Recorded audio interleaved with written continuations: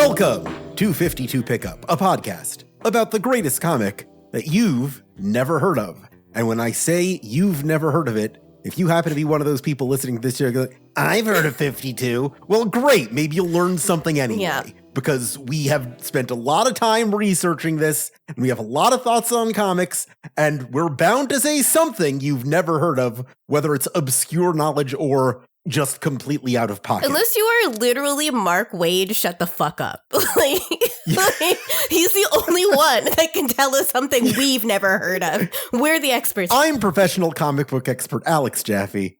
Joining us, as always, as usual, to my great delight, is actual cat Gita Jackson.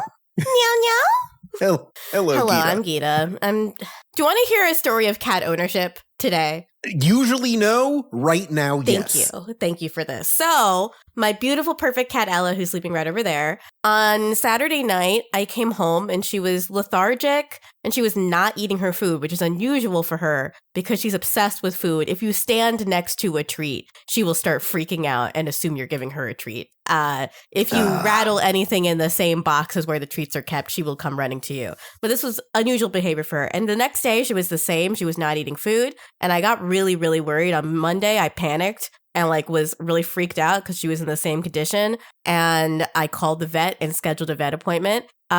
Tuesday, normal. Just normal behavior, like nothing fucking happened. Came running up to me and sniffing my face in the morning. I was like, where's my breakfast? I want to eat that now. Fuck you, Ella. I have to cancel that appointment now. Yeah, I think your cat is fin dominant. She's in cahoots with the vet. No, she hates it there. So I don't know what her plan is either. Just doing psychological mind games with me. I apologize for saying fuck you, Ella, I love you. She just abruptly put her face up like she could hear me saying that. She doesn't have to listen to this podcast. She knows all about 52. She's so insulted when I podcast also. It's like, you're spending all that time talking and not to me? Yeah. How dare you have other people in your life? Well, I have no pets. I only have comics. I have time enough in the world. What a joy to get to. And let me be the first to say Merry Christmas. And Happy Hanukkah. Chag Sameach. Yeah. God, it's our Christmas issue. So if you want to wait until next year to listen to this on Christmas, I wouldn't blame you. But they really wanted to give you a lot of good narrative hooks in the Christmas issue, I would say. It feels so television. They just check in with basically everybody, as many people as they possibly can in this issue. Like they're doing a montage over Christmas music in a holiday episode of a sitcom. Why not revisit this over Christmas? We're creating a timeless product that you can visit again and again as the years go on that won't be dated at all by our Brat Summer references like 20 episodes ago. You know what? Brat versus Swiftie is still one of the best games you can play with comic book characters. It is a good game. It is a good game, and we're going to have to play it again. Oh, man. Kate Kane, Brat or Swiftie? Oh, my God. I think she's burned by being a Gaylor and realizing that it was not real, and now she's firmly in the Brat camp. I'm going to say Kate Kane is a Swiftie, but Batwoman is a Brat. That makes a lot of sense to me, actually. Any situation in which you are wearing a wig over your real hair, it's the same color as your hair. Yes. Oh, she's got it. That's very Brat. Yeah, absolutely. Man, we got a lot to talk about. This week, I would like to talk about talent before we get into the issue. And this is coming from a real personal place because way back going to our first issue, when we were introducing all of our principal players, including main artist for the first half of the series, Joe Bennett, I felt it was incumbent on us as people who were talking about 52 to talk about the controversies surrounding Joe Bennett as a personality and the things that he went on to do after 52 that have kind of made him a persona non grata in the comic book industry. And there were a couple things I learned this week completely independently about our principal players that I think I need just to address. Yeah. Just to know. Don't have heroes. Take inspiration from people is, I think, the segment. That's the subheading for this. Let's talk talent. Yeah. As I recently read in Brad Neely's You, Me, and Ulysses S. Grant, there are heroic deeds, not heroic people. That is such a... Okay, I'm because Severance is back on the air, yet another dated reference, I have been watching Parks and Rec again to get my Severance fix in between episodes because Adam Scott was in Parks and Rec. I was obsessed with Parks and Rec. In some ways, it is just, I wouldn't even say it's aged badly or well. It is such a product of the Obama era that it is difficult to get around that in any way. And so you have to just look at it and accept it, and you accept the players in it for who they were at that time. There's literally a subplot about the main character having a crush on Joe Biden. Yeah, like you just... Like that's a running bit. You can't extricate it from it. You just have to say, okay, well, when the Obama era was around, we really did believe in hope and change and changing the machine from the inside. And then something really crazy happened.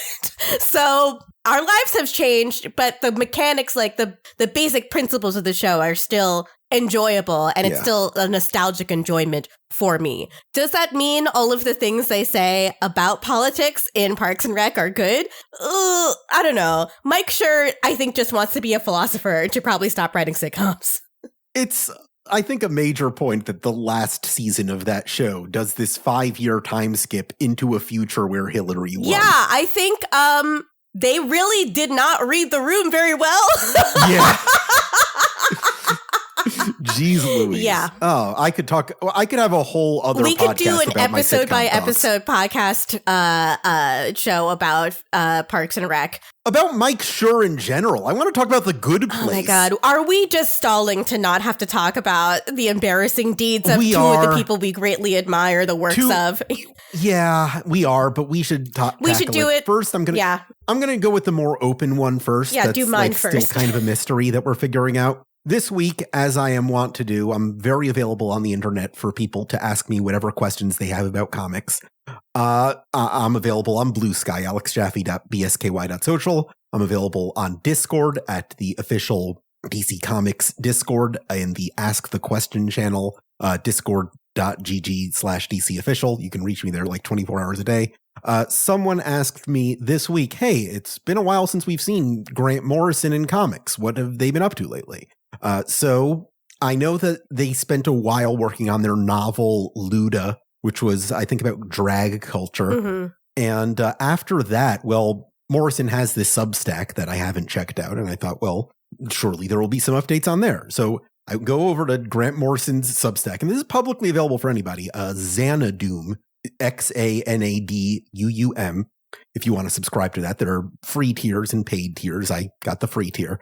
I go through their history, and every single post going back to April from last year and as recently as this month is Grant Morrison showing off, hey, look at this cool thing I generated on DALL-E, making art with these prompts that I'm generating from the cosmos. It's like, what are you doing here, Grant? Oh my God, he spent too much time around people who also do a lot of ayahuasca. I was talking with Chris Person from Aftermath about this on Blue Sky, where it's just like, there's people who were into tripping because they wanted to have truly transformative experiences with drugs and like admired hippie culture and the literature movement that went alongside that, like Grant Morrison.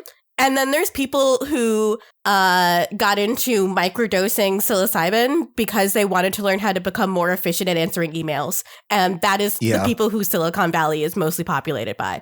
I have actually a great story about this topic that happened to my husband. My dear, dear, wonderful, beautiful husband, like a millennial Forrest Gump, eventually ended up at a job with WeWork. And he was once penalized for not taking enough Jell-O shots at the mandatory happy hour on Monday evenings. And that's straight out of Japanese business. Yeah, culture. It was really fucked up. He's not much of a drinker now. For obvious reasons, but he also was told that he had to attend summer camp, the big music festival that the WeWork used to hold at a old Jewish summer camp in upstate New York. And there he ended up, I think, visiting with a colleague or taking like really, really pure acid from a colleague who got it from their shaman that lived upstate. And, like, that's where people are getting their drugs from. Well, I'm from Utica, and I've never heard of ayahuasca. No, they call it 2CB there. But no, see. it's like, Grant Morrison needs to do more real drug deals, is like what I'm saying. You get to a certain point where you're no longer sitting in a McDonald's parking lot waiting for your guy, and that's when you start having really weird ideas about society. It's that scene at the very end of Cabaret where we look out into the audience and suddenly it's all Nazis. Yeah, it's just like, no. You missed the off-ramp to remain counterculture. you know? Mm-hmm. You gotta pull a Yui, you gotta reverse. Sorry, like you have gone too far down the whole, because it makes sense, right? For Grant Morrison to want to interact with a large language learning model as a form of God, right? Yeah, a manifestation of the collective subconscious is totally their deal, except for the fact that it violates the intellectual property of everyone who has ever existed. Yes, and I think that once you get us to a certain level of fame and success, thinking about the individual just doesn't really rise to the surface of your mind very frequently, does it? Because you're thinking about one individual, yourself. Right. Somebody's got to steer them the right way, and all the more reason... Grant, come on, 52 pickup. Let's talk. Please, and get off Substack. Substack is getting really Nazified. Like, it's really not good. Yeah. I'm not surprised that Grant Morrison's colleagues on Substack are enthused about Dali.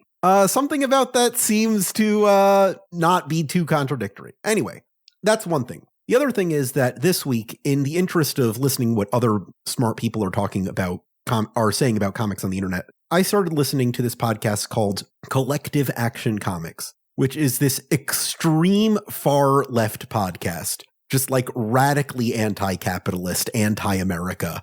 Gita, you would love it. You're saying all the good words I like. Yeah, which takes these like definitive cultural works of Western comics, which are so staunchly entrenched in the particular eras in which they were written, and uses them as a lens to look at politics from that period, the same way that we use 52 often to talk about the Bush era.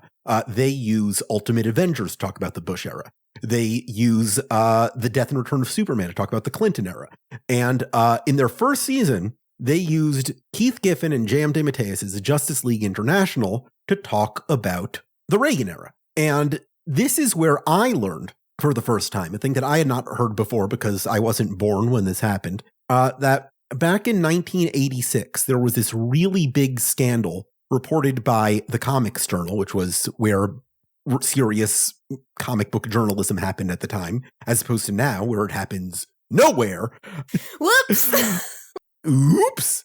Anyway, there was this huge expose in 1986, which put a spotlight on this Argentinian artist named Jose Antonio Munoz, who wrote this revolutionary detective noir comic called Alack Sinner. It was very influential on Frank Miller's Sin City. It really did a lot to advance comic book detective noir as a genre. And it's something that, as the Comics Journal just laboriously exposed panel by panel by panel, was something Giffen just mercilessly ripped off every single time they had comics work. You could find it in Ambush Bug. You could find it in World's Finest. You could find it in Action. Basically everything that Keith Giffen did between like 1984 and 1986, it was significantly stolen from Munoz's work, to the point that Munoz himself did a story in Alack Sinner about a fictionalized version of himself traveling to America to kill an artist named KK Kitten, who kept swiping his work and getting famous on it. So this was a huge deal in comics about one of the most prominent artists who worked for DC at the time. He was the Legion of Superheroes guy, for example. And interestingly, around that time, Keith Giffen gets shuffled off of being primarily an artist to a co-writer with J.M. DeMatteis on works like the Justice League International relaunch in 1987, a year after the scandal breaks. And we don't see a lot of art from Keith Giffen after that. He works on Breakdowns in 52, but he's not really credited as an artist. At that point, he had ingratiated himself enough in the DC family that they weren't going to kick him to the curb, but they were going to quietly reshuffle him to another position. And that's kind of where Giffen stayed for the next 40 years.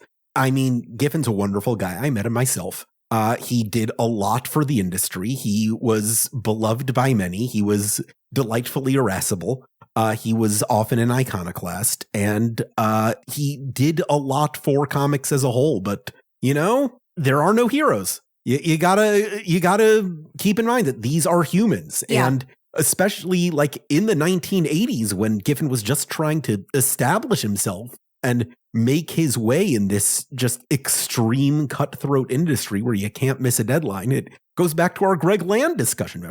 He used to be a great artist, and then he started swiping porn because he needed to meet deadlines. That's exactly what I was thinking of. There's frankly a lot of cases of artists swiping art to meet deadlines in the comics industry. Mm-hmm. Every couple of years, you will end up hearing or seeing a viral case of it happening online over and over and over again.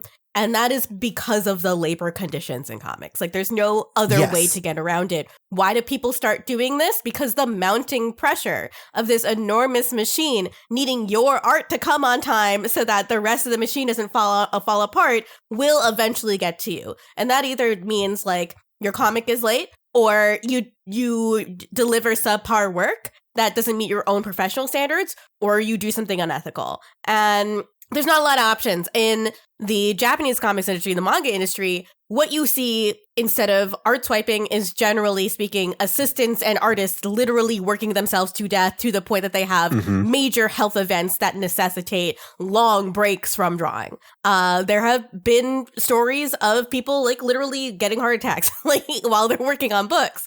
And that is also not very healthy. Like, this is a strenuous physical labor to have to draw. And it is linked to having to sit and often hunch over like pieces of paper for hours and hours and hours at a time. And you are not compensated very well for the work that you do unless you get to the highest echelons of power. And there's only a few seats for a few people. Yeah, they can't wait for you to drag out Doomsday Clock for 3 years unless you're Jeff Johns. Yes. Exactly. So it's like this understandable thing, but that also clearly has an impact on other people that is not good to do. It's plagiarism. It's stealing. Yeah, I'm not absolving Keith Giffen of his culpability here. That was absolutely the wrong thing to do, and he should be held accountable for it, which is the reason that I am besmirching this dead man's name on this podcast, a person I love and greatly respect. But the ultimate villain here is deadlines. Yes, the ultimate villain here, frankly, is capitalism. It's always capitalism. That's it for my aside. As far as I know, Greg Rucka and Mark Waid have never done anything wrong in their entire lives. And I'd like to keep it that way. Don't tell me if that's not true. Tell me. Yeah. 52mailback@gmail.com. We'll take down our other heroes. Tom Derenick and Joe Prado are pencilers this week. Derenick started with DC in the 90s on their Star Trek comics. They had the Star Trek license for a while. I hear they're okay. I'm not a Star Trek guy, as we've established. He's been working with them for 30 years, including some of my least favorite new 52 titles. Joe Prado's worked on events like Blackest Night, Generations Shattered, and Dark Knight's Death Metal. Our inkers are Rodney Ramos, who we've seen on a few issues before this, and Jay Leiston, who'd previously worked on Birds of Prey, Hawkman, and Nightwing. And that's our whole gang. We got Mike Barron, our secondary colorist, doing colors.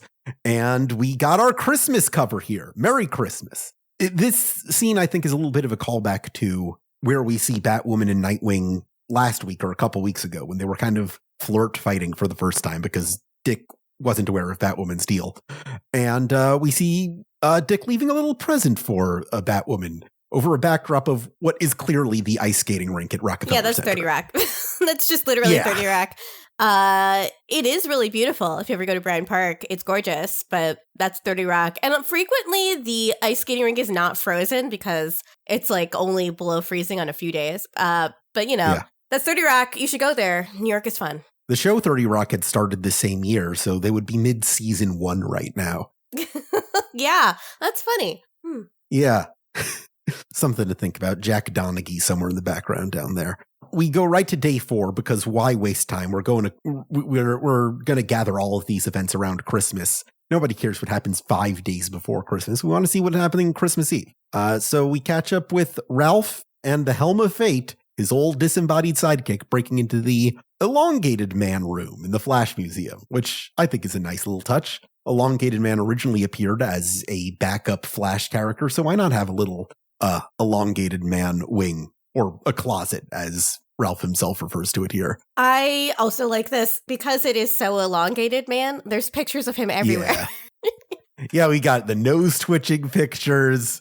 We got him in like the mask that he wore in his first appearance. We got him fighting the Pied Piper, which was one of the first Elongated Man crossovers. Yeah, we got a boomerang in here for some reason. But he's raiding the closet so that he can abscond with some important piece of evidence. He makes a nice little reference to Barry Allen setting up a birthday time travel mystery for him where he teamed up with Edgar Allan Poe to catch Jack the Ripper. That never happened. It's just a fun thing to think about. Someone should write that story, though. It does seem like it would be really fun. Yeah. Mark Waid should write that story. Why isn't that an issue of World's Finest? Mark, get on that. You're listening to the podcast. You're writing every Justice League comic right now. There's got to be space for a couple of pages for that. We see what Ralph grabs is that gun that he stuck in his mouth way back in issue 1, the one from the Anselmo case. Sorry. It's like, here to finish the job. Yeah. Well, literally the last time we saw Ralph, he was like, well, gotta finish what I started. And he was like, what, you're gonna kill yourself? And that seems to be like, yeah, what's happening? And we get our title drop, The Most Wonderful Time of the Year. That song is my personal hell. I really hate that song a lot. Like, it is like one of those ironic musical stings you would find in a movie. Every time I'm having a bad time and during the Christmas season, I hear that song in my head. Ugh. Yeah.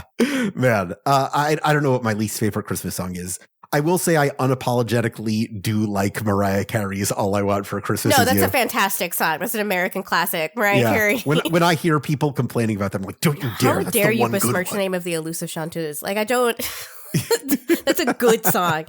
I think my least favorite might be Jingle Bell Rock, just for the lyric "Giddyup, Jinglehorse." Is that what we're calling reindeer now? It's a fucking Jinglehorse. I don't know. Giddyup, Jinglehorse. I don't know what else you would call it.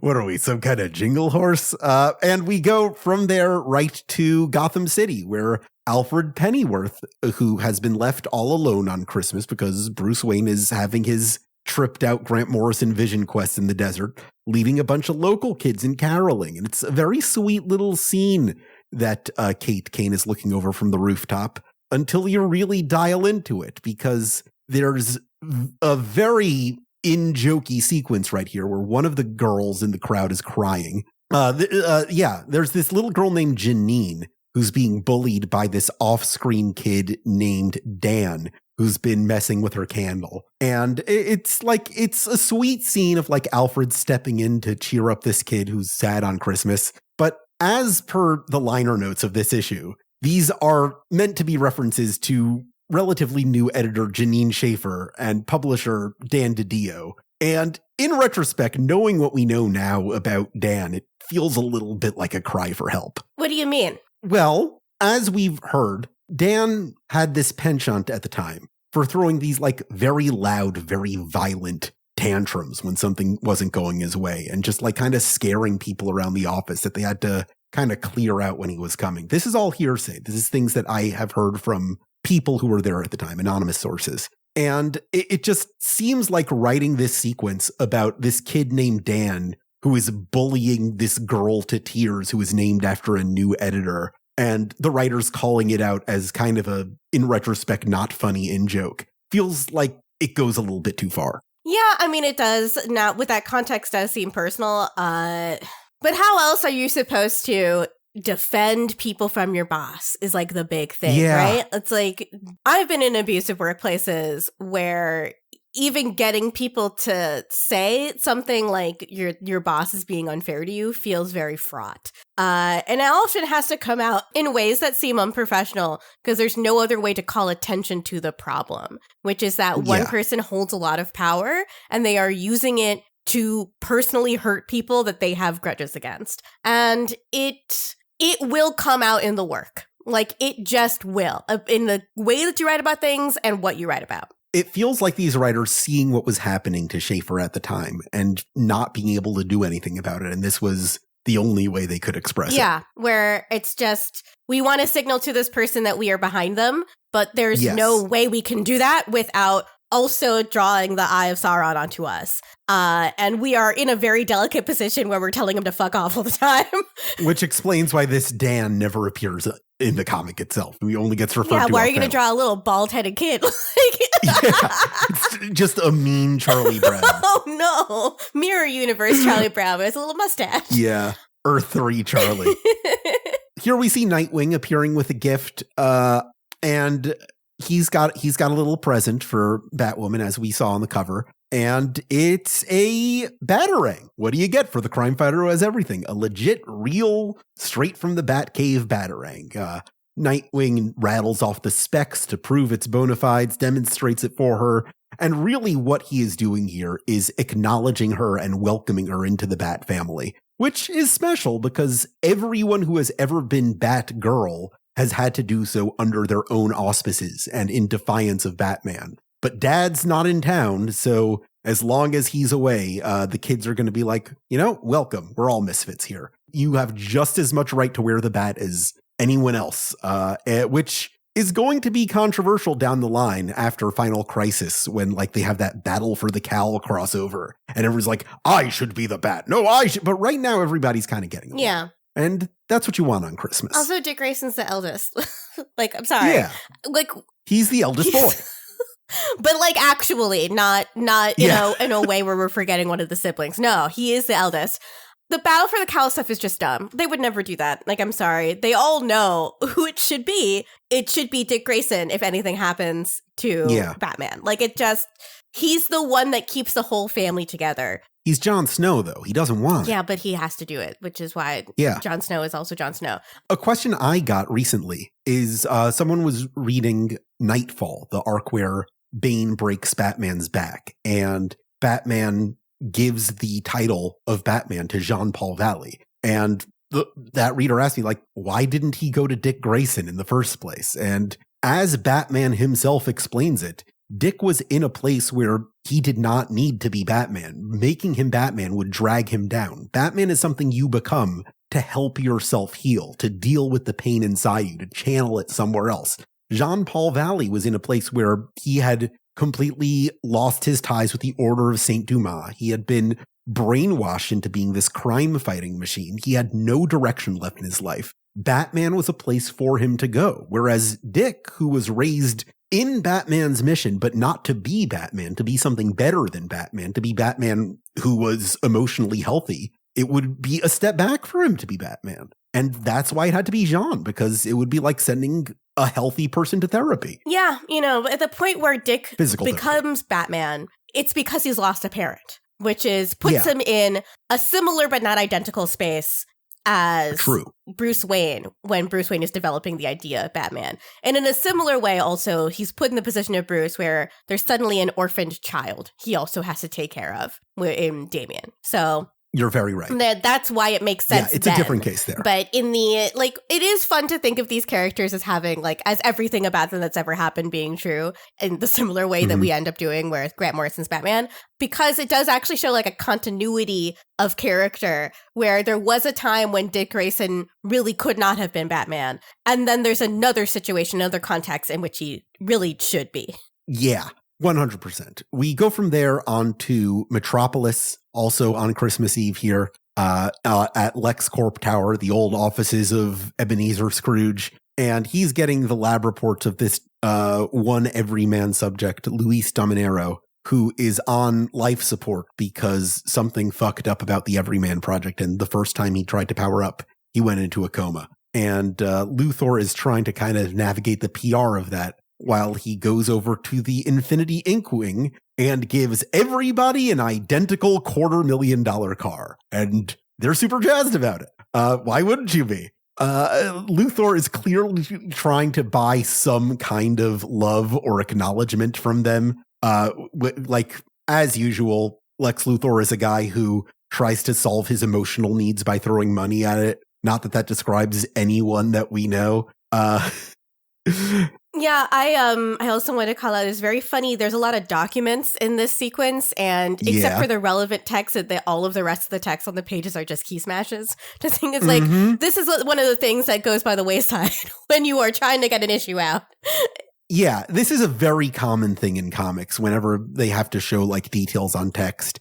In fact, it's notable when it doesn't happen and they actually fill it out because it's a lot of work to cram in if you want to meet a deadline to write this entire fictional document to go with your story. And, especially around the 2000s when it was very easy to create digital art, this is when you start seeing more and more lorem ipsum type text. Yeah, they didn't even go to a lorem ipsum generator, though. They just, No.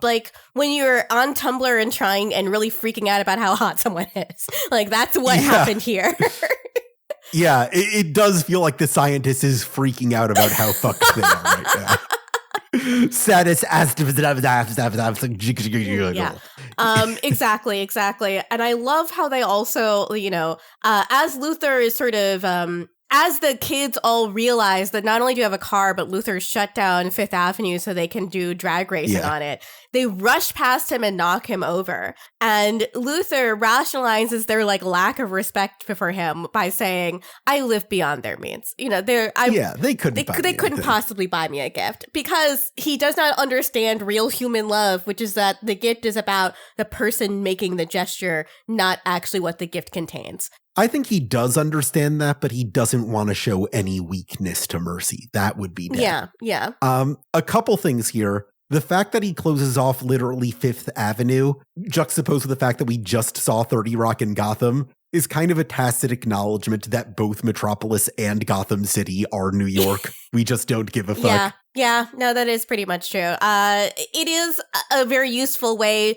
I mean, there are a lot of wonderful cities in America, and I visited many of them, and I love many of them. But New York is the city of America in a big way, just in the sheer density of it and the iconic images and sort of mythology of New York. It's New York and Los Angeles because Los Angeles is where all the movie people live, so they often make movies set there and in their own city. You're especially going to see that up to 2015, which is the point where DC moves their offices from New York to Burbank. Yes. And the New Yorkness of these two cities is just they were imagined when people really only thought of the big city being literally New York. And we're also living there when these characters were created, and a lot of the other cities were not quite as industrial as New York was. I don't know if you're up to date on the Harley Quinn animated series, but season 5 just started. And the premise of season 5 is Harley and Ivy move to Metropolis. And it's literally just right next door to Gotham City. Really funny. There's just a sequence of them going across a lake and they're just there. That's really funny. That's just why else? Of course they're next to each other. There was some kind of districting disagreement and they became two cities eventually. Yeah. There you go. Whatever. It's fine. So, someone once said that Gotham is New York below 14th Street and Metropolis is New York above 14th Street. Yeah. And then the outer boroughs are just Bloodhaven. Yeah. Another thing I want to point out here is that when they're talking about their cars, Matrix makes a Ricky Bobby reference. Oh my God. Which very much dates this. It did Talladega Nights did come out this year, so I can't fault them for it. That movie is kind of good though. Yeah. It's kind of a good movie. I do love the moment where he's thinks he's dying and he goes, help a Jewish guy. It's got that really good French cover of Paint It Black. Oh yeah, that is so great. Yeah. Gosh. Due for a rewatch. So yeah, these rambunctious teens all knock Luthor over, and Mercy is the one who asks him, "What do you want for Christmas, boss?" And we get a little bit more of that vast text where he's looking at the genetic failure of the Everyman Project, very clearly going back to Luthor's own frustrations. He's so Elon Musk pilled in this entire scene. He just is. We didn't know Elon Musk hadn't yet been invented, but he's it's like Elon Musk buying Twitter and then saying, I'm constantly insulted on this platform, right? What his wish for Christmas, Lex Luthor's, is some appreciation, some appreciation, some sign that my work has all been worth it. It starts with him wishing for a better world and being very heady, I want world peace for everybody. And as it goes on from panel to panel, it narrows more and more to I deserve power, damn it. Yeah. And once again, I think it's notable that in the 80s, John Byrne directly modeled Lex Luthor on New York real estate magnate Donald Trump. That makes a lot of sense. Yes. What would be the name of Lex Luthor's meme coin pump and dump scheme? I think just Lex coin. It's got to have his name on it. He would put his, because, Trump makes the Trump stakes and all that. Yeah, the Trump coin and the Melania coin. I guess he'd have a Lex coin and a Luthor coin. Yeah. God. Well, I noted this when the Superman trailer came out. When a story is specifically about Lex, you see Lex Corp. When you see that a story is specifically about Lex's family and generational wealth and trauma, it's Luthor Corp, which is a trend that started in Smallville, went on to other alternate interpretations of Superman. It's Luthor Corp in this new Superman movie, which I think is a hint that we're going to get a little bit of daddy's money storyline. Yeah, I mean, it makes sense because a lot of the reason why these people can become so wealthy is because they already have a basis of wealth to build up. Yeah, my dad had an apartheid mom. Yeah, exactly what I was thinking of. And they always tell the myth that they were self-made men, but self-made men that got huge, huge loans and favors from, it's the Gracie Abrams thing, right? Gracie Abrams, she's just a poor little indie artist that because her dad is J.J. Abrams was able to hire Aaron Dessner to songwrite with her, Right. So, yeah, all I want is one little sign from the heavens that I can fly through the air like Superman. And like a Christmas miracle, the scientist from earlier who was registering with Luthor the failures of the Luis Dominero experiment rushes in like, hey, good news, we just had a breakthrough. We found a way to save him.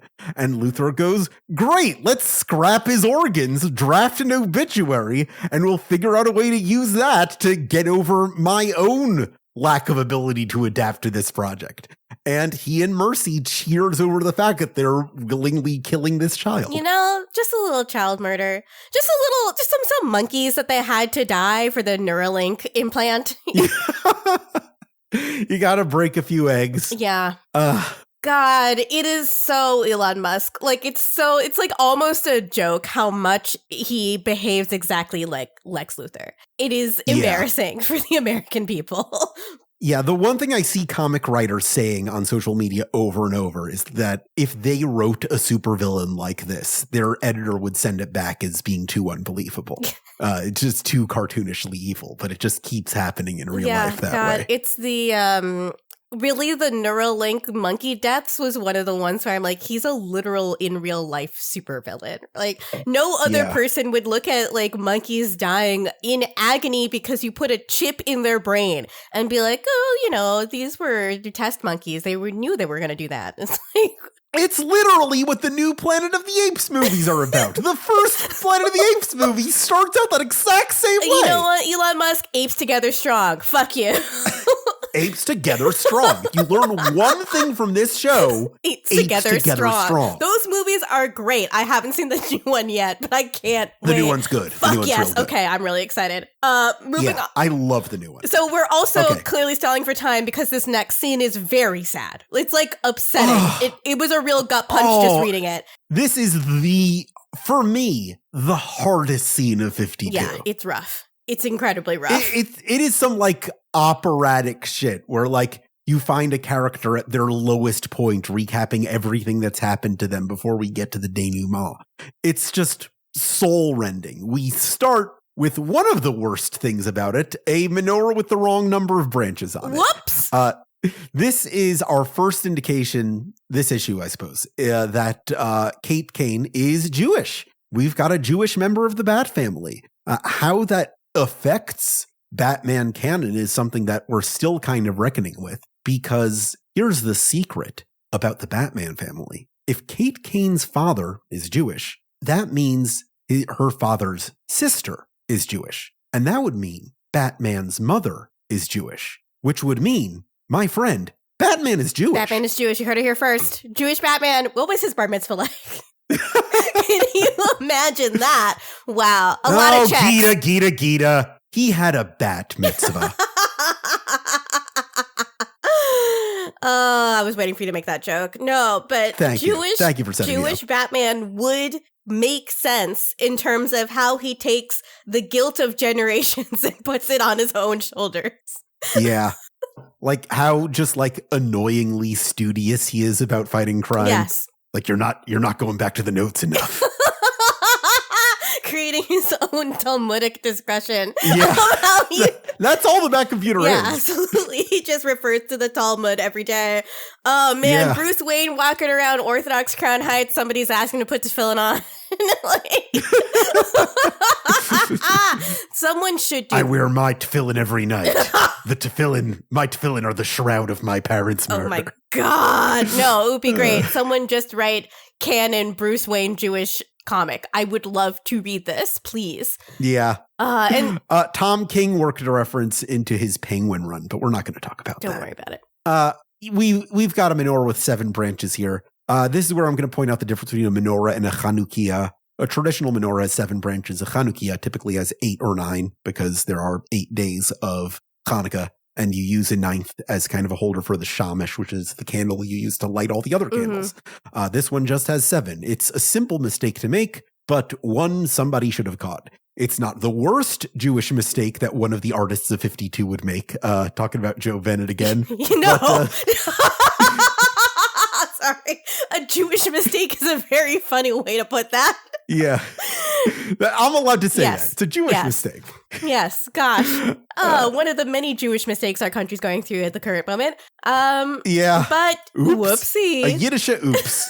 This is a rough scene because it is basically like we are watching Charlie in some of the final throes of his illness. And because this comic comes out in real time, we are watching him die in real time. It's upset. Like, he is at the point now where he's totally delirious. It doesn't know where he is and who he's talking to. If you've known anyone that has sort of lost their faculties as they age and slowly die, it comes off as very real. He was really smart and still snappy like a couple of weeks ago in real time. And here he's drawn as almost skeletal in his thinness, barely able to support his own body weight, weak and delirious. And through the illustration, we can see that he is hallucinating people that he's talking to. Yeah, he's mistaking Renee for people from his life, from previous question stories.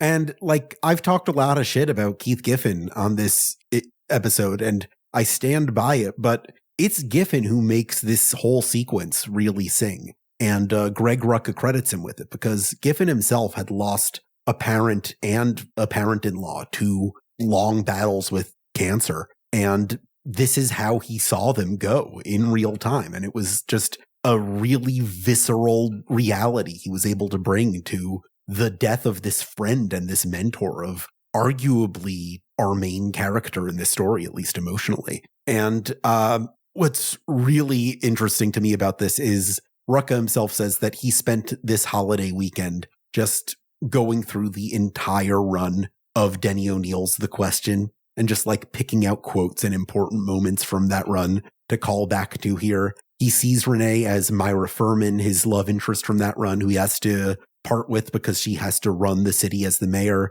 He sees her as Tot Roeder, his mentor who created the pseudoderm mask. There are references to key storylines like him playing in the snow with Myra's daughter Jackie, to stuff with the pseudoderm, to stuff with his heartbreaking decision at the end of the series to leave Hub City behind because he can't save it and it's just destroying him. And just like disturbing dream sequences he had in that story that are conflated with reality here. And it feels like this crescendo of all of Vic's memories swirling together as his consciousness dissipates into a single point. Yeah, if you're named Alex Jaffe, this is the culmination of the entire story of The Question. Just all of it. This scene literally right here is the reason that I tell people who want to get into The Question to start by reading 52, then go back to Dennis O'Neill's The Question, then Cry for Blood, then Gotham Central, and then read 52 again. Because the first time you read this, it's nonsense, and it should be nonsense. Mm-hmm. And the second time you read it, it just tears your heart into 1,000 pieces. Yeah. It's seeing a group of storytellers stick this landing for like just one character. It's a miracle. It's a little bit like David and I are rewatching Twin Peaks ever since the passing of David Lynch, and knowing that it all culminates in Twin Peaks: The Return, as you come back to it this first season, you really feel like a miracle took place. Yeah. Like, people always ask me who I would pick to direct a question movie, and I've always said David Lynch. Yeah. So that kind of makes sense to me. Yeah. No, Lynch, there's like a strong continuity in themes here, and I think David Lynch's question movie would be absolutely nuts, but in a great way. Yeah. Exactly. But it is incredible that even one character in comics got a cohesive narrative arc that hits this hard. And feels so emotionally coherent also, like, and not just in terms of the storylines leading into each other, but there are moments here where you get to acknowledge the fullness of history that is embodied in this character. And that's beautiful. That's comics, baby. Vic Sage is my favorite character in comics. And they stuck this so well that for years, I didn't want him to come back, because how do you undo a story like this? And, I was happy to see him again when Bendis brought him back because, it's my weird little guy doing weird little things. But to this date, I don't think anything has really justified that resurrection. Like, I would love to see a new Question story that's worthy of that. But now he's just kind of around, whereas we had this really powerful, poignant exit. And just this moment where he's just slipping back into unconsciousness and seeing Renee as his ex-girlfriend, and he tells her what he could never tell her back when they were together, that he loved her. And Renee just plays along in that moment because that's what he needs. And because she absolutely beautiful. Does love him. And she can return that feeling. She can give him peace. It's true. It's just not the love that he thought, like, it's not the person he thought it was saying to him. And that's why, like, it feels so good, at least, to know that he goes to sleep after hearing that. He's not in pain right now. There is one witness to all of this, and it's Kate Kane, who's looking on from the doorframe. And in this moment, I think, understanding how much Renee has changed since they were first together. Yeah. It's a really beautiful scene between two exes who maybe are getting back together, but at least can, like, be there for each other right now. Yeah. I've, like, witnessed this kind of kiss. They kiss in this next scene because I think Kate just recognizes that Renee needs to feel love too. That she's finally able to give love, and now she is ready to receive love also. Probably shouldn't be with Kate Kane, but no. Like, it is a really sweet kiss. Like, I've witnessed this kind of kiss of recognition between two exes where it's like, we shouldn't be together, but now let's kiss properly, just for once. I like hold each other. And they sit together watching over the skyline. Kate says, "Merry Christmas, Renee," to put a point of temporality on it, to say this, it might not be forever, but it's what we need right now in this moment. Oh, I'm choking up. It's really beautiful. This is some of Rucka's best writing. I really love Renee Montoya so much, my little Blorbo who's been through so much, and now to, like, come out the other side of addiction and understand that you are a person who's deserving of love. Kate offers her alcohol and Renee says no. Yeah, which is like that's huge. Significant. The first time we see Renee in this comic, she's wasted. And here she says, she recognizes, I reach for alcohol when I don't want to feel anything, but I want to feel this now. That was like a huge moment of growth in my own sobriety, to the point now where, like, if I'm upset, I know that I literally should not numb myself of that feeling. I have to feel those emotions in order to process them. Because if I use substances to not feel them, they'll just continue to persist and I won't be able to get over it. It's a beautiful moment. We get a bunch of moments like that, some beautiful, some less, on the next spread, which is, I think, very clearly a Grant Morrison spread, because at the beginning we see Ellen Baker at home wishing her husband buddy in space a happy Christmas. Mm-hmm. And you only do that if you're British. Yep. There's also a giant prominent star in this panel. Yes. And she's wishing on that star. And then on the opposite side of this 2-page spread, you can see the space heroes looking at a star and they say, that star. Alpha Lyrae, buddy, Baker. Vega. Yeah. Because even though I know how very far apart we are, it helps to know we might be wishing on the same bright star. No, I was thinking of the B.O.B. airplanes meme. Oh. Airplanes in the sky are like falling stars, because I really need a wish right now. Wish right now. Okay. Yeah. And in between these two panels, you see all of these characters that we have not heard from, what they're doing on Christmas night. Lois and Clark under mistletoe, obviously. Of course. Love them. The couple of all time. Yes, absolutely. Do you want to go through them in sequence? Sure. We got Firestorm getting Cyborg a gag gift of a Hackett wrench as his legs are disconnected, because Cyborg has spent this entire year reconnecting himself. We see the Bat Cave kind of laying silently draped over. We see a very pregnant Selena Kyle out in the alley feeding some cats. We see Dinah and Ollie, Green Arrow and Black Canary, at a Christmas party. We see Cassie Sandsmark, the lovesick Wonder Girl, waiting on the phone for, I guess, presumably presumably for Supernova to call her. We see Hawk Girl, having finally recovered from the superhero hospital, being able to walk on her own 2 feet at normal height, which is all the explanation we'll get for why she's okay. She also has crutches, which are confusing because her problem was that she was big, not unable to walk. She's like, why did she need those? She's been through some shit this past few months. Hal Jordan is with his brother's family. His nephew's got him a green tie. Guy Gardner is simulating Santa's sleigh flying over the city. A thing that gets overlooked about him a lot is he's very good with kids. He works well with children. He worked in special education for a while. He is like a guy who gets along with children. Yeah, this is why I like the Nathan Fielder. Not Nathan Fielder. Oh my God. That would be a very funny Guy Gardner, though. Yeah. What's his name? You know the name of this man because he's in Nathan Fillion. The Nathan Fillion casting for Guy Gardner really works because he does give just good with kids. Like there's something about him that you can see him entertaining a children's birthday party very easily. Guy Gardner is a jerk with a good heart, and very often that good heart is forgotten. Yeah, he's a guy from Boston. Like when he's not drinking, he's pretty all right. Yeah, he's pretty all right when he's not sexually harassing a woman in the room. So he's a guy from Boston. Yeah, exactly. We see Red Tornado's head lying at the junk heap. We see Commissioner Gordon's welcome back party, which is very funny because, again, like Hawk Girl, it's the only acknowledgement of the fact that after retiring, he's back as commissioner after Infinite Crisis. We see Steel's factory just kind of laying silent in the snow.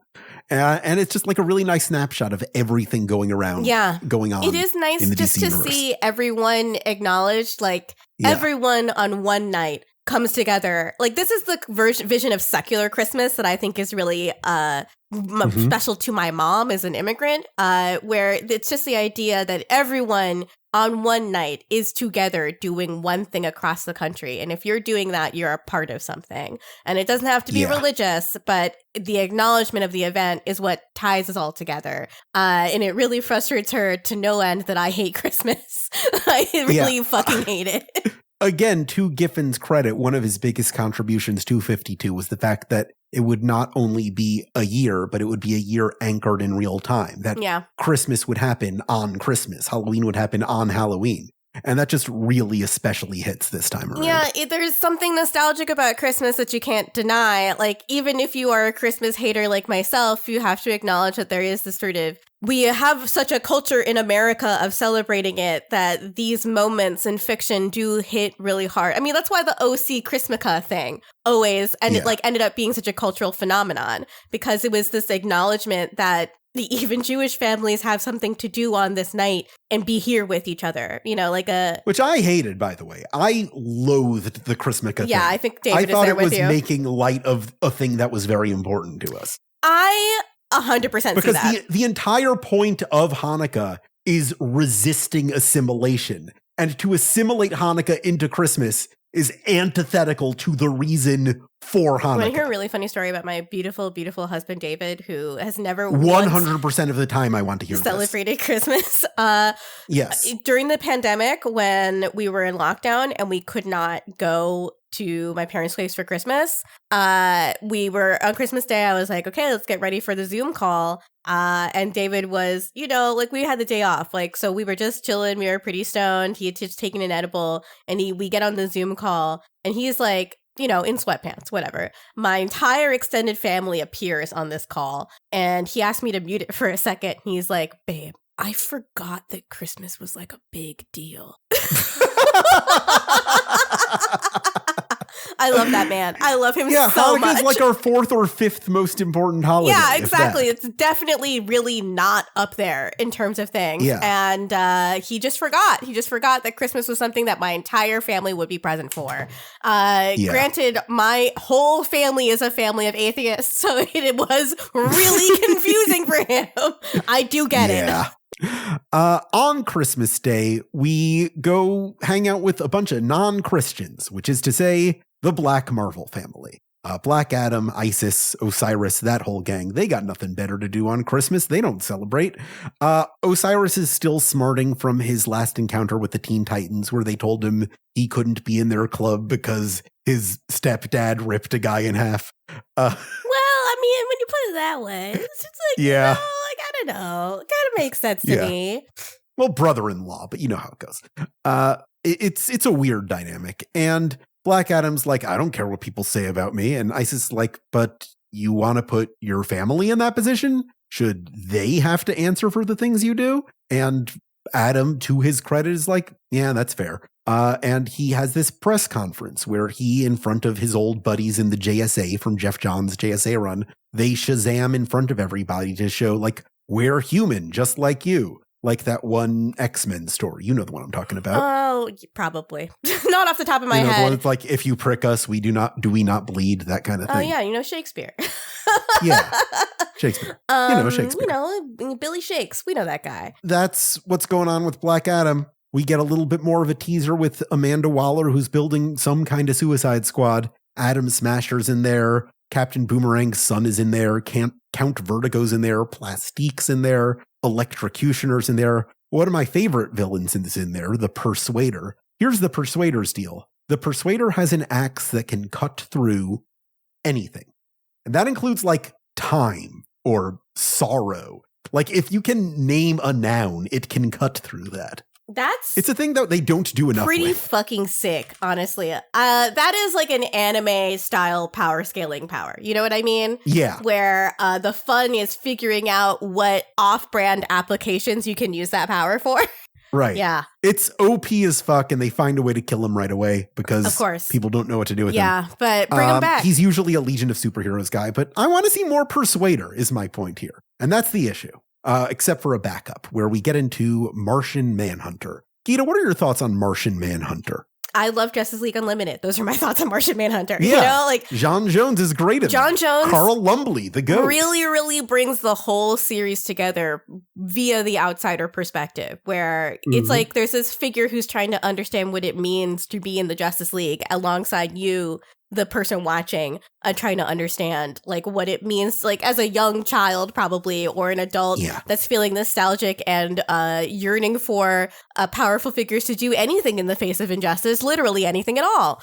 It is a comfort to watch John Jones understanding the meaning of justice and what it means to pursue justice as he watches the example set for him by the heroes that he's surrounded by. So I have a great fondness for Martian Manhunter for that reason. Also, because of how they show up in DC 1 Million, which has a great Martian Manhunter arc, just really fucking good. You have some things to say about DC 1 Million? I have like maybe 1 million things to say about DC 1 Million, so... I also have like 1 million things to say about DC 1. Let's save it. Let's put a pin in let's that. just put a pin in that. Let's put a pin in All that. right. Art here is by Tom Mandrake, who did the art for, by the way, that DC 1 million Martian Manhunter tie-in, as well as the entire Martian Manhunter series in that 1998 run, which I think to this day might be one of my favorite superhero comics. I should go back and read it. I got an iPad mini, as you know, as a gift to myself. And it is the perfect comics reading device. If you are in the budget range for an iPad mini, I would highly, highly recommend it. Yeah. It's just a little bit bigger than a comics page, like an actual floppy. So you see the art in a little bit more detail, but you can read it like a page by page. You don't have to go into the guided view to actually read what the fuck is happening. It's lovely. The one criticism I have of digital comic readers is that double page splashes don't hit the same way. Yeah. But that's just something you got to accept. It's something you got to accept. Turning the mini on its side, you can at least see them all and see everything, but you will need to go back. It's at half size. It's a half size. So it's better than the full-size iPad, which is a very small person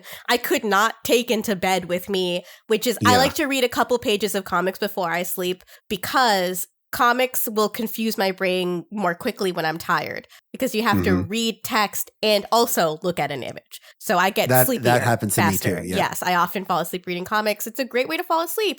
But that means I'm trying to take better use of my DC Infinite subscription because you have at your fingertips so many good comics. 30,000 comics, yeah. Fucking rules, man. It just rocks. I love it. But yeah, I got to read more comics. Another comic subscription service I've been enjoying lately is Global Comics, which has a huge library from not just DC, but also Dark Horse, Image, Boom Studios, and Oni Press, a bunch of indies.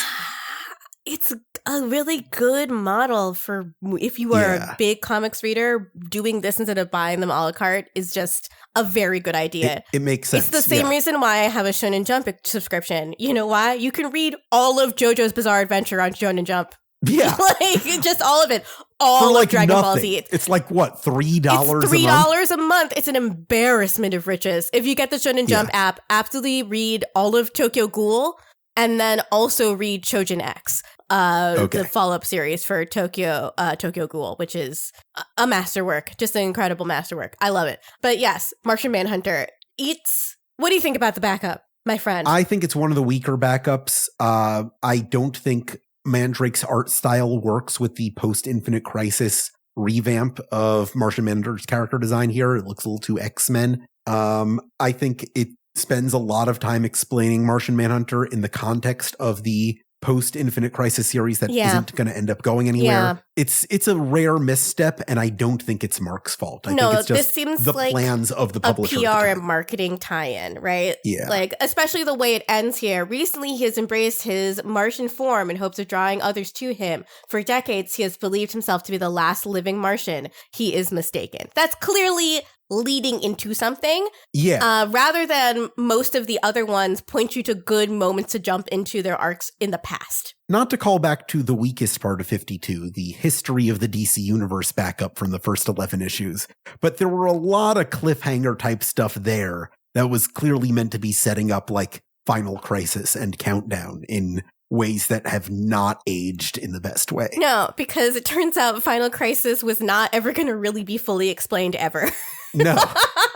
Morrison didn't plan on it, never intended to, probably never will. Yeah.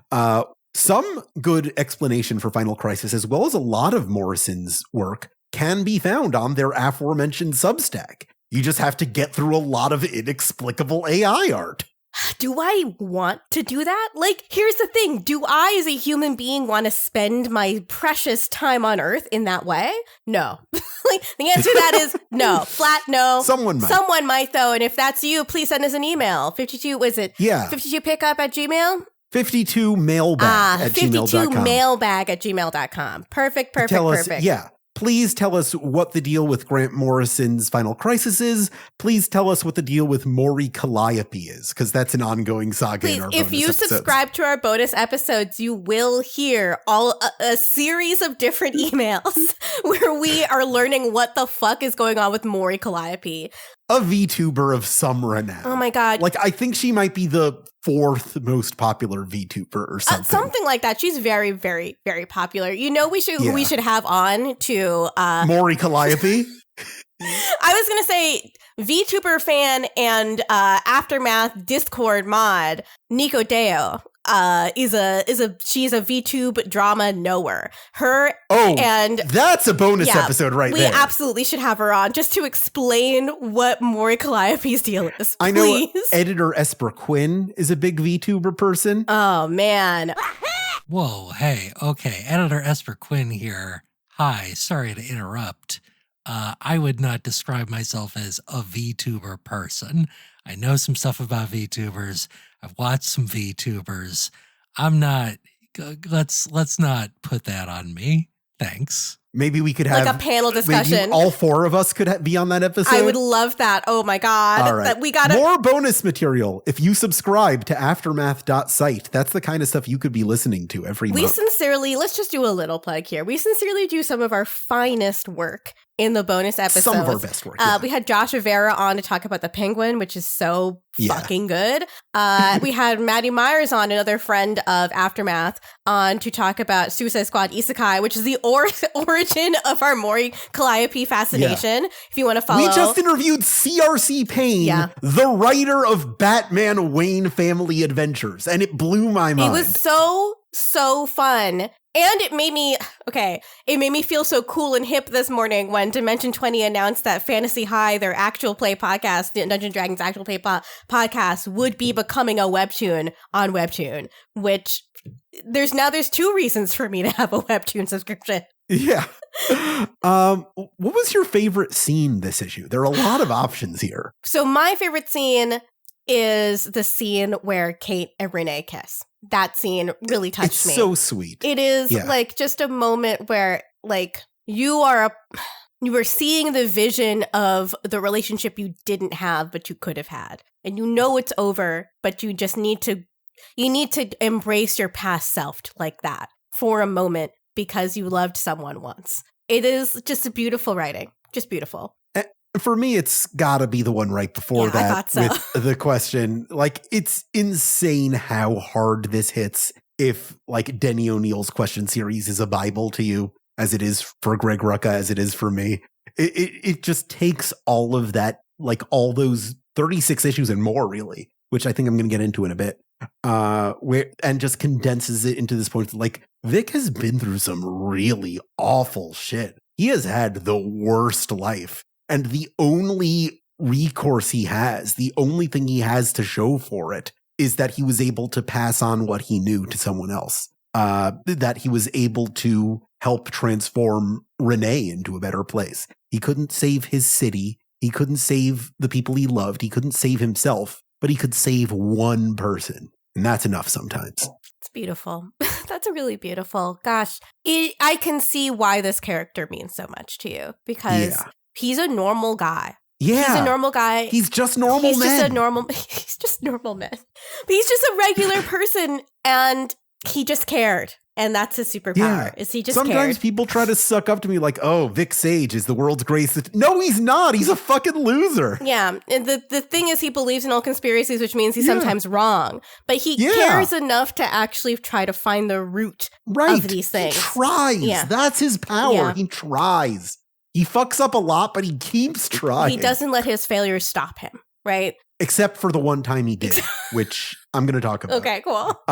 Is there anything you want to put on the Blackboard this go around? I do want to know what other of these heroes on this day are celebrating non-Christian holidays or are not Christian. That is my what's the religious affiliation of all of the characters mentioned here? I know we know some of them. I know that others we just don't get into it. And I do want to understand, like, is Bruce just a secular Jew? What's going on there? I have an answer for this for you. Okay, great, actually. Fantastic. As I usually do. I do love it. There is this absolutely insane Web 1.0 ass database called comicbookreligion.com. I fucking which love this. Obsessively tracks, like on the most minute of evidence, exactly what religion every superhero is. And not just like Jewish or Christian, but like what specific denomination of that religion they are based on how we see them observe it. Clark Kent marked as a Methodist. Methodist / Kryptonian. I just love it. I just absolutely love it. Okay, another plug for Aftermath. Make a website. Make a website like this. Make a website that's just coded in basic HTML and it's dedicated to your dumb hobby. I love them. I love all of them. This is so good. You're going to burn an entire day going on this website. I absolutely It's incredible. am. You are 100% correct about that. They've got 36,945 entries. It's insane. Oh my God. I'm so into it. And it's been a resource for me for years whenever people ask me this specific question. Like, actually, there is someone who made their whole life this.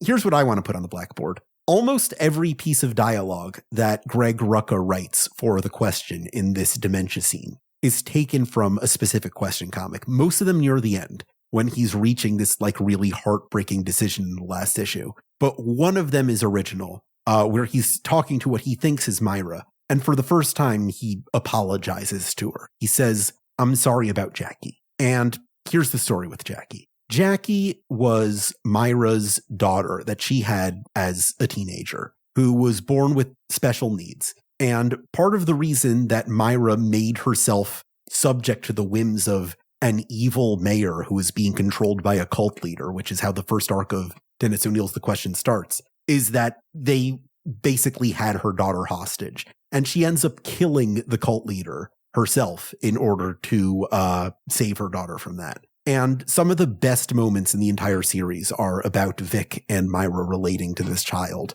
as they try to like build some kind of hope together in this hopeless city. But after 36 issues plus annuals and tie-ins or whatever, 3 years of this Dennis O'Neill series on The Question, just the rot at the heart of the city is so overwhelming that Vic realizes that being here is destroying him more than he is doing anything to save it. And to save himself, he needs to leave it. And Myra, who now controls the city as the mayor herself, she chooses to stay behind so she can actually do something and keep fighting. But she can't let Jackie be in that environment. It would consume her. So Vic takes Myra's daughter with him.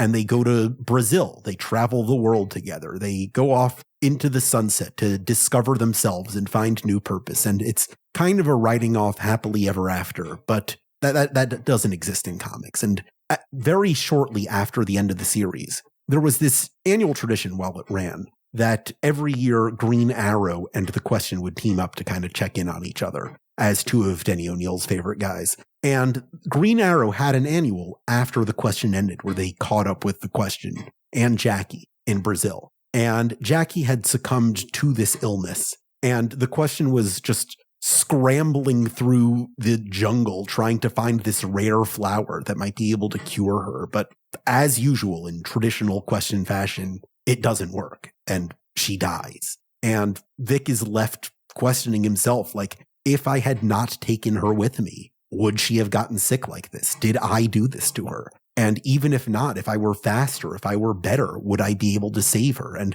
the one thing that he was charged with when leaving Hub City behind, when abandoning his mission because he couldn't do it, couldn't do that either.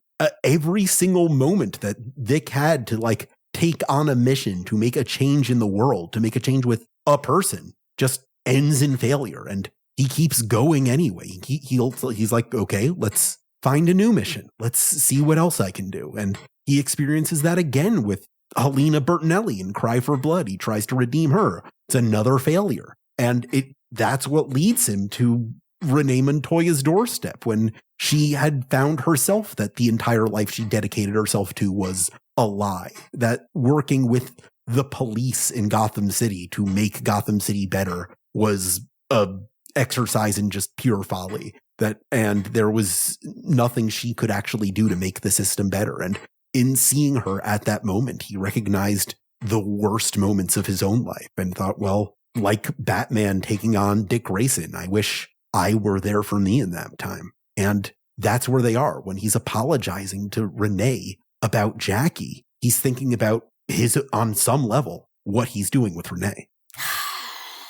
It's an epic poem. Like, yeah. You know, like it feels like the fucking Odyssey at some points where it is just a man raging at God. Like, yeah, it's beautiful. It's beautiful work. He's such a human. He's such a human in this world of people who are not human, who are gods. I've heard Cassandra Cain described as a Marvel character in the DC universe, and I kind of understand where they're coming from. I feel like it's a little bit reductive, but I get it. It's a character who has like actual like traits you can point at in a place in a universe where our symbols are so widely defined. And the question is just a straight up guy. Like, people love to talk about the question like he's this objectivist mouthpiece, and that's what Steve Ditko designed him as. But Steve Ditko wrote the question for 6 issues, and 5 of those were backups. And I think at this point, he really belongs to the people who have reinterpreted him. Yeah, I completely agree. I mean, I think what makes comics magical are that they are a huge quilt that many different people contribute parts to. And it only ever exists as a whole when you get to take a step back and look at the finished product. And it's just a patchwork of a lot of people's hopes, dreams, and desires made into one beautiful, warm blanket. It's wonderful. Not a lot in the mailbag this week. We can ask the questions, but if you have your own questions you'd like us to address, please send them to 52mailbag@gmail.com. We got Freya here who wants to know what we think about Rachel Pollack's Doom Patrol run. It's delightfully trans. What's your Doom Patrol background? I'm sure you've fucked with some Morrison. I've read the Morrison one. I haven't read the Rachel Pollack one because I wanted to take a break between the 2 arcs, but I'd always heard that Rachel Pollack's Doom Patrol, she was, I think, hand-selected by Morrison to pick up these characters and introduce a trans character, and I've heard literally nothing but good things. Some people say they like it more than Morrison's, which is some people intense for me to grapple with, because Morrison's run really did just, I read it when I was really depressed. It's one of those things that hits you when you're really depressed and becomes one of those pillars of your mental health, keeping the whole house together. Here's the difference I like to draw. Morrison's run is about outsider culture. Pollack's run is from outsider culture. Yeah. Interesting. In sort of the same way that Shade the Changing Man never really became the same Vertigo smash hit. Yeah. But so it could retain some of its outsiderness, its weirdness, its grossness. And that's interesting. I'll have to read it. I love reading Vertigo comics from that era that didn't become huge DC hits because they were intentionally aggressive, unappealing, outsidery. You can also send us your reviews. That really helps the show. I love reading these reviews that we get. Here's one from Ben Forrest, who gave us 5 stars and said, "The hosts have amazing chemistry. They offer a deep dive into an amazing series that has already helped me look at the comics I read more critically. Can't wait for more." Well, guess what? Yeah. There's more. There's more. There's at least 19 more issues, and we'll see where we are from there. Yes. I want to test that amazing chemistry right now and see if you can guess the question that I am thinking at you right now. Let me just try to commune with the brainwaves right now. Let me just try to feel it as you send the question out to me. And the question you are asking to me right now, Alex Jaffe, is, are you ready? Don't answer that. I want you to mentally project what your answer to that question is to me right now. Receiving. Okay. I'm Gita! I am Gita.